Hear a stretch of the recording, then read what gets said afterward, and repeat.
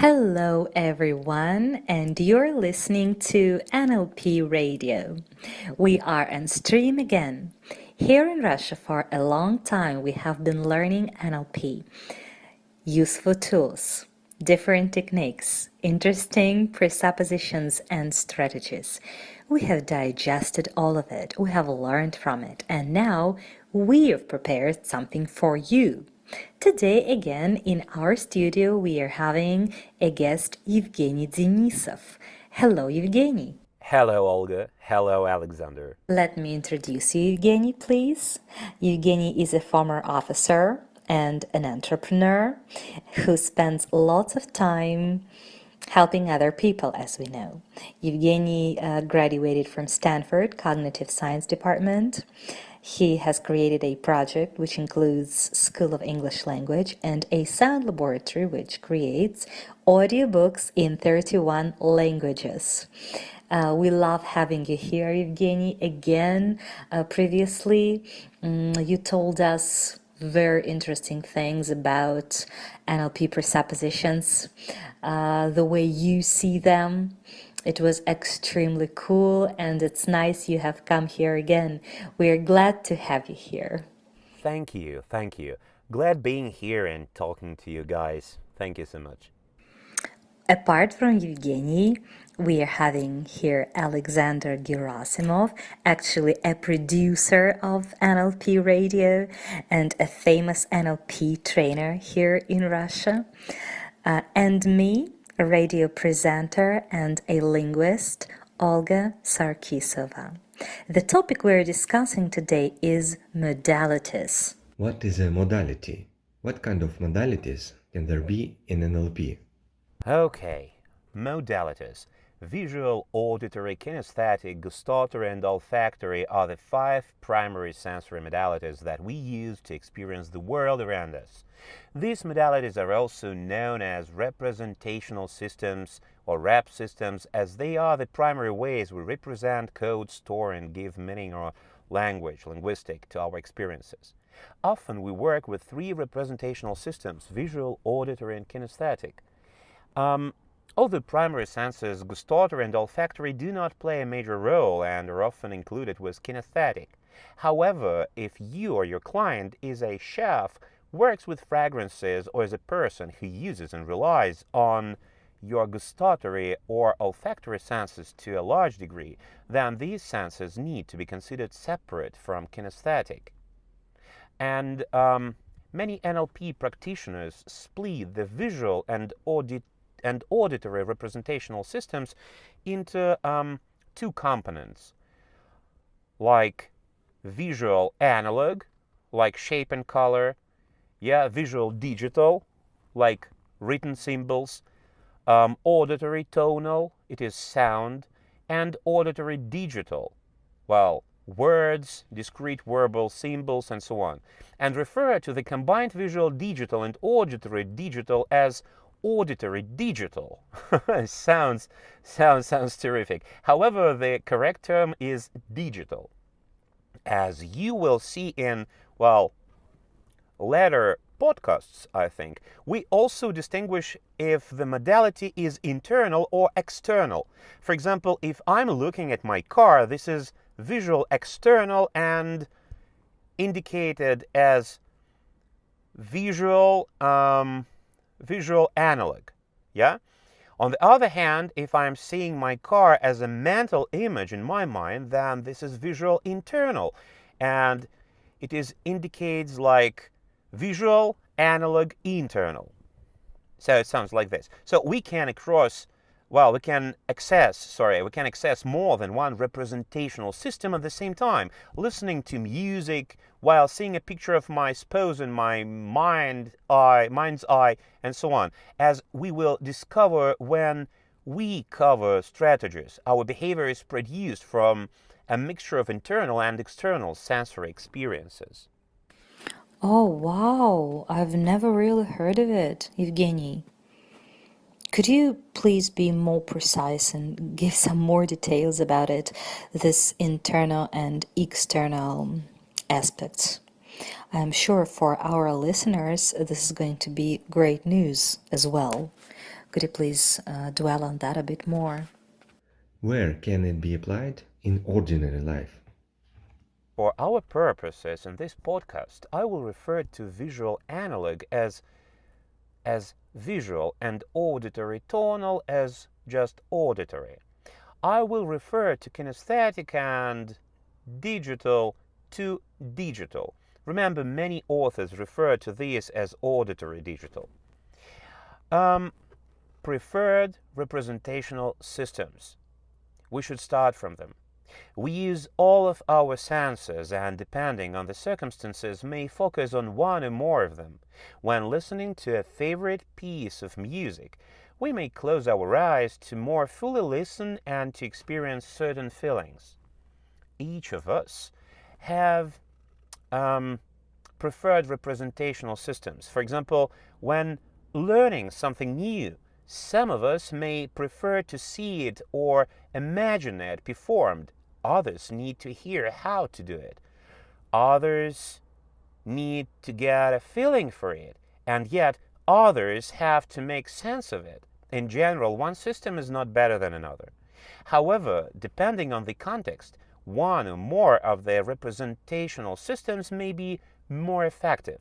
Landscape painters, visual, musicians, auditory, athletes, kinesthetic, and mathematicians, digital. People at the top of their profession typically have the ability to use all of the representational systems and to choose the one most appropriate for the situation. Depending on your preferred representational system or systems, you may exhibit certain behaviors or characteristics. Before exploring these behaviors, please know that depending on what is going on in your life or the context, you may change your preferred representational system, and once again, or systems.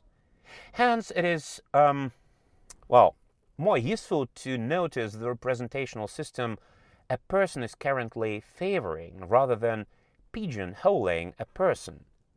The following are, generalizations of the characteristics of people with a preference for visual, auditory, kinesthetic, or digital. Remember, with all generalizations, there are always exceptions. Visual. People with a visual preference will tend to be organized, neat, and well groomed. Why? Because they want to look good. And what do they expect from you? Yes, the same thing. Use visualization for memory and decision making, often getting insights about something. Be more imaginative and may have difficulty putting their ideas in words. Speak faster than the general population. Why? Because they have a picture or pictures in their mind, and if it is a moving picture, there is a lot to tell in so little time. Prefer in-person interactions. They prefer in-person interactions to see the other person and her reactions. May seem to talk about disjointed topics. Why? Because they see the whole picture and it is easy to jump around to different parts of it. They also may have difficulty putting their ideas in words. Again, why? Because there is so much they see in their minds. They also want to see or be shown concepts, ideas, or how something is done. They want to see the big picture in general. They may not remember what people have said and become confused if you give them too many verbal instructions. However, if you can draw a map or picture for them, they can see what you are saying. Remember faces. Yes, they remember faces more easily than names. And they can be distracted by visual activity and less so by noise. So, auditory. People with an auditory tonal preference will tend to be more aware of subtle change in the tone of your voice and be more responsive to certain tones of voice. They will tend to perceive and represent sequences and are able to remember directions or instructions more easily. They also can, may learn by listening and asking questions. They enjoy discussions and prefer to communicate through spoken language rather than the written word. They talk through problems and like to have someone available to serve as a sounding board for their ideas. And they need to be heard. And they can be easily distracted just by noise. Wow, Evgeny, right now it turns out it is very wise, really. I mean, people with auditory modality are not those who perceive the world through ears and listening. It's not as primitive as that. Now we may see that such needs, such necessities as need to be heard, can be easily distracted by noise, need to talk through problems, and a need to have someone to serve as a sounding board for their ideas. It's very true. It's very true, because auditory is mine, 100%. And all of that which has been said is about me. I confirm, I can sign under each word. It's really true. I mean, it's much more than just percepting the world through ears. Yeah, that's very deep. Thank you a lot. I love it. Let's move on. Let's go on to the kinesthetic and digital. The next comes kinesthetic. Also, pretty interesting people who are more kinesthetic. Those people with the kinesthetic preferences, they will tend to speak slower than the general population. Why? Well, because they need time to get in touch with how they feel about the topic. They are more sensitive to their bodies and their feelings and respond to physical rewards and touching. They learn by doing, moving, or touching. And they dress and groom themselves more for comfort than how they look. They make decisions based on their feelings. They stand closer to other people than those with a visual preference to feel the other person's energy, whereas the person with a visual preference will stand back to see more of the other person. It is a body language, and so on. Digital. Digital is devoid of the senses. People with an auditory digital preferences, they will tend to have a need to make sense of the world, to figure things out, to understand. They talk to themselves and carry on conversations with you in their mind. Often they will say they remember discussing something with you when you actually didn't have the conversation. They did, however, in their mind. And it is normal. They learn by working things out in their mind. Well, I don't think they can be spontaneous, as they like to think things through. They think beforehand. They have logic play, and this logic play is a key role in the decision process. And those people, they memorize by steps, procedures, and sequences. Okay, Evgeny, I think our listeners are fixing now, maybe after each of them, after themselves, which modality is leading with them. And probably they have already defined it by your thorough, wonderful description. Evgeny, how is it generally possible to define which modality is leading with any person? How is it possible to test it somehow? Are there any tests? Can we just look at the person, talk to him a bit for a while, and immediately say which modality is his leading one? What is your leading modality, Evgeny, by the way? How can we improve our life with the help of it? I have an enormous experience in military operations all over the world. And analytics is, and well, actually it was and is, and I hope will be my number one protection. So does this information give you, dear colleagues and listeners of this podcast, does this information give you some idea as to my preferred representational system? What is it? Remember, I may have changed my preferences over time. And if you said or thought digital, facts and figures logic, you are correct.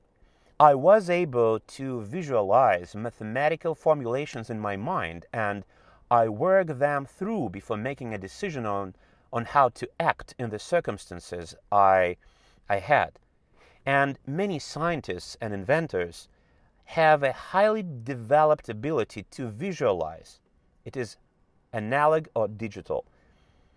Can you see yourself in one or more of these representational systems? Or does one sound better than the others for you? Or do you feel one is a better fit, than another? Or does one just make sense to you? Give us commands. It is essential. It is very important. And by the way, I listen once again this podcast to get an instrument of understanding of the whole population of the world. And trust me, modalities are the way to change life and its quality. Just work it out. Guys, by the way, we have forgotten about two important questions. I've got two important questions from Olga prior to our conversation today. They were, how does knowledge of modalities help us to interact with other people efficiently? And the second one, how does it help us in teaching or learning? Well, I'm going to give you one answer to these questions. The answer is, knowing modalities, you do understand the better ways of connection. It is like when, just imagine, if you have an iPhone, for example, and you need a cable, a power cable with a lightning. It is very easy if you know who has an iPhone to explain what type of a wire, what type of a cable you need. So if you see somebody with an iPhone, you come closer and just ask a question. Do you have a charger? Do you have lightning? Do you have a cable for iPhone? And you have more chances to get the cable you need, because you know that if a guy has an iPhone, that probably he or she has a cable you need. But if he or she has an Android, then it means that probably he or she has something else but not lightning. And modalities, it is a kind of a map or even manual to people.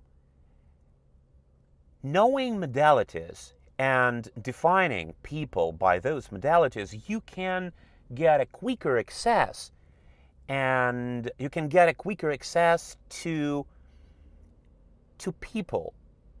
Your conversation becomes more effective and you become more persuading. What else? I should say that in case we talk about learning, we should understand that modalities, it is just the key to an easier learning, easier investigation of the world. So if tables are for you, if you are digital visual, then work through tables. In case it is easier for you to talk, to listen to, or to visualize in pictures and examples, then you are from a different camp. And if you need to touch it, then you are kinesthetic. So that's the way it works. And I think one more tip about my observation as a trainer and coach. For over 10 years, I feel grateful to have had the opportunity to facilitate transformations in my clients' and participants' personal and professional lives. During this time, I have noticed that many of them have successfully achieved the desired outcome of their session through my application of NLP techniques and other healing modalities. Although there have been certain cases in which no technique and healing modality has worked, in my interactions with over, 400 coaches, healers, therapists, and psychologists, they too share the same experience they have had with their clients. It doesn't work 100%, by the way. And it is interesting because it doesn't work because there are too many details we need to follow. Certainly, observing the transformations in our clients' and participants' lives is very satisfying.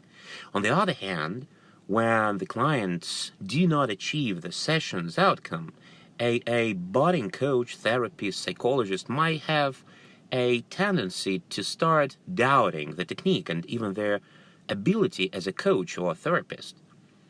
With my years of experience, I have often noticed that the reason for these failures is not the modality and the ability of the coach itself, but a few underlying reasons. The awareness of the reasons can bring forth light to certain answers you may be seeking as a student of life. To assist you in further expanding your awareness, let's first understand how NLP came to be applicable in therapy. Subsequently, we will explore the various reasons NLP techniques and other modalities do not work at times. Although, Richard Bandler says NLP is not therapy, it is simply about learning to use our brains. There are multiple applications of NLP in the field of therapy and healing. By default, NLP has applications in therapy since it began as a modeling technology, modeling the most effective psychotherapists like Milton, Erickson, Fritz Perls, Virginia Satir.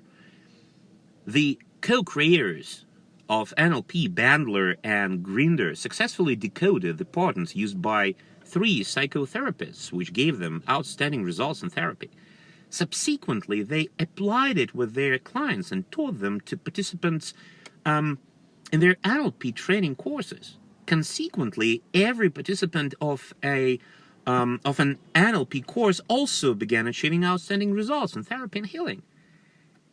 And consequently, even though NLP has applications in every field of human endeavor, many NLP certification trainings, all over the world, they focus on change work, and healing.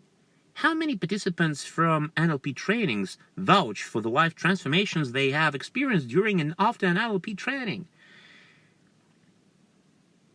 The idea is that NLP, it is not like a rule. If you take 2 bricks and you put one brick on another brick, it will be a small building. No, it doesn't work like this. It works totally different. It works in general. You need to widen your mind, to widen your attitude to life. You need to widen your brain. And only then it would work. That is the idea. Well, thank you very much. Sorry for a long story, but I wanted to share with you everything I have because it is essential and actually NLP changes lives. Right. Okay. Thank you very much, Evgeniy, for the not only useful knowledge of modalities you have given, but also for your life experience, your generous, vast answers, your stories, your bright examples. So those were NLP modalities. Thank you, Alexander and Evgeniy. It was another great podcast, gentlemen. right? Wasn't it? Dear listeners, if you found it informative and useful, you are very welcome with your likes and reposts. And please put down below in the commentaries what your leading modalities are and how did you understand it? How does knowing that help you to be more efficient in life? That would be interesting to read and exchange. And we will hear you in a week. Goodbye. Yeah, goodbye. Thank you, Olga. Thank you, Alexander. Yeah, thank you. Goodbye.